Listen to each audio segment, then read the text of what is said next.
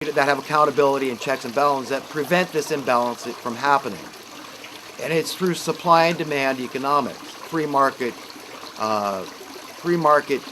principles that come into play.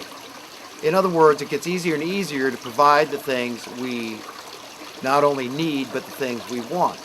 And this is the foundation, this is the rationale, this is the reasoning, this is the logic, and the why and wherefore your currency should be going up continually in value and not down. That's just sound currency. This is the normal state of affairs. So in that case, wealth disparities don't grow, they shrink.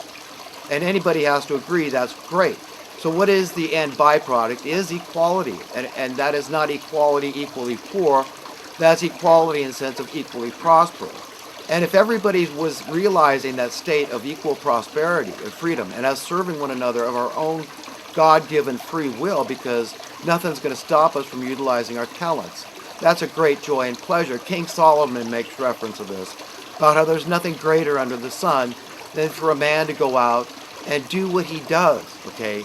And that is loving one another. That's caring about each other. That's using your own talents. That's just not wanting to sit around being a self-serving, decadent slob pissant, okay?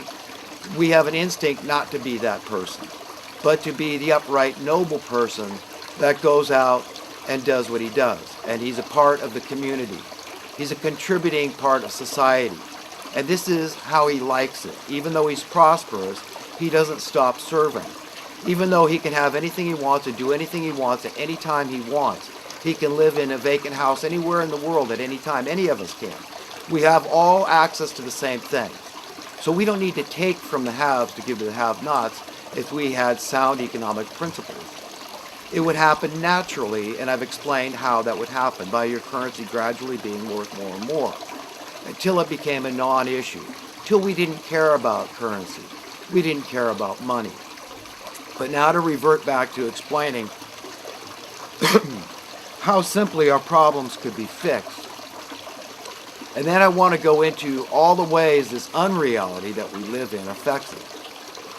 What I talked about last week, I wanted to get into. So parking garages. So you say, well, you know what? We're planning 1,000 years ahead.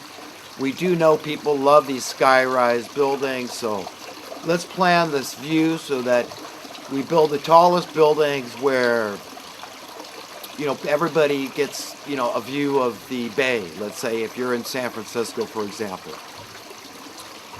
And we provide adequate parking, so there's extra parking. It's unequivocal that there will be definitively extra parking for everybody to have, if this guy needs 10 cars. I mean, look at Jay Leno. He's got a warehouse full of cars. Look, that could be a case. You could have warehouses where you store if you want to be a collector, or if you want to start a gallery or a museum, which is the only right way if you've got rare collectibles, Picassos and on, that, these famous artists, that it's only fair we have these museums where the public at large can share these things instead of somebody hoarding those very priceless and precious few items, the one-of-a-kind type things. These could be mobile museums and galleries where if, you just don't want to get around for whatever reason, you're immobile. So they could be brought to your town and you could visit them when they're there. The point I'm trying to make is there are solutions to all our problems. So parking, while it's a big problem, and cities and counties make huge revenue, the parking fines are a huge revenue stream and source for the county and cities, particularly cities, I guess.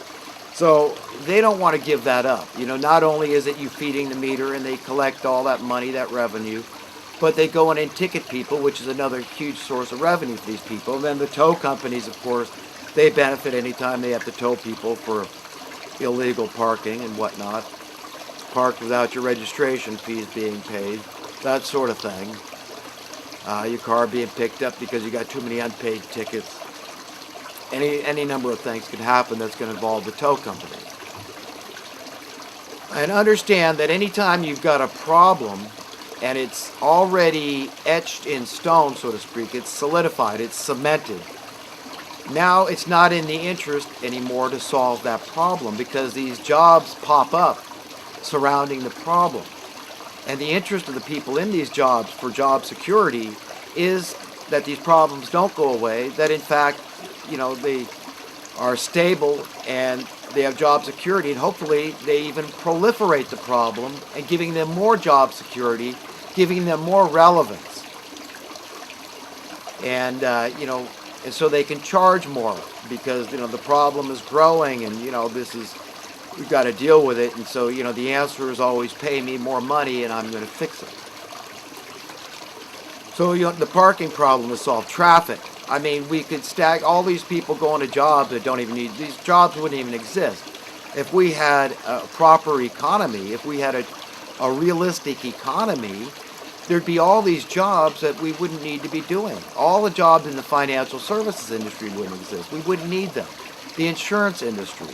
It goes on and on and on, okay, of jobs that would be rendered utterly irrelevant, okay? Understand this. Now, am I saying that I'm going to make all these people unemployed and I'm going to take from them and I'm going to render them irrelevant? No, understand there's plenty of other things to do. What we need to do is understand this whole idea of a work week is something we've been trained to believe. We've been fed these lines. And this is part of the educational system. It's been training us, inculcating us, brainwashing us, indoctrinating us, all in all, on and on and on, in how to think, that this is logical, this is status quo, this is the way it is, this is common sense, this is practical, this is pragmatic, on and on and on. So think along with the system. Go along with the way it is. This is the path of least resistance. So, train your own thinking to be like that. Try to train the collective to believe this is the way to succeed. It's all about money. It's all about relevance. It's all about, just say, hey, I'm in the financial services. I provide a valuable service and blah, blah, blah, and all this stuff. Not ever sitting back and contemplating how is this viewed from a divine realm, a divine basis, a divine eyesight. Okay? How is this seen? How do we overcome? How do we solve our problems? If wealth disparity is a problem and poverty is a problem, if the loss of the middle class is a problem, how do we solve these problems? And there is a definite way. All this stuff is unnecessary suffering that we go through. We don't have to have the traffic on the highways. There's plenty of sufficient roadways out there right now to meet all our needs. So if this new reality kicked in, if we had city planning, 500, 1,000 years, 10,000 years ahead of time, traffic would be a non-issue. As far as pollution goes, we shouldn't be using any toxic chemicals. It should be banned. It should not be allowed. Period. Okay, this is something that's stupid. Remember, it's money again. There's money in these industries. Genetically modified food, dumping fluoride in your water, vaccinations.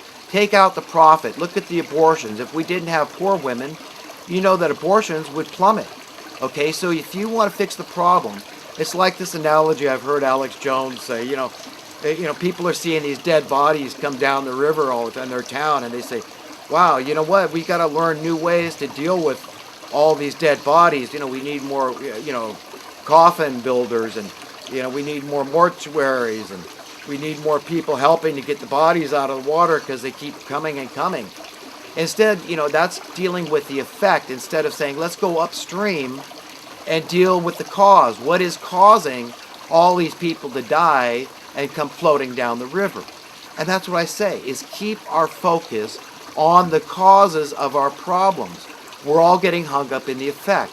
You look at this mass migration all over the world, people trying to come into the more secure nations, the more prosperous nations. Nations they perceive as more safe and free, where they want to raise their families. And they come to places like America and Germany and any other place that will accept them, even marginally accept them. They want to be there rather than they're war-torn, poverty-torn. I mean, Mexico is war-torn with the drug wars down there. I mean, these people, in a very real sense, are war refugees that are trying to come to America. Okay, and they're just economic refugees because they have a miserable, oppressive government. And that's a fact. I mean, these people, the leadership of Mexico needs to be derided and humiliated to the nth degree. Any nation with excess migration, we need to deride and humiliate the leadership. Now, what's going on in Syria is unique. When we've got, this ISIS group, this gang of thugs and gangsters and murderers, these brutal, ruthless, clowns out there that are just terrorizing people. Okay, people are fleeing for their lives. They don't want to contend with these monsters. And we know that there is black hats in our government that are pulling the strings of these people. Can you imagine that?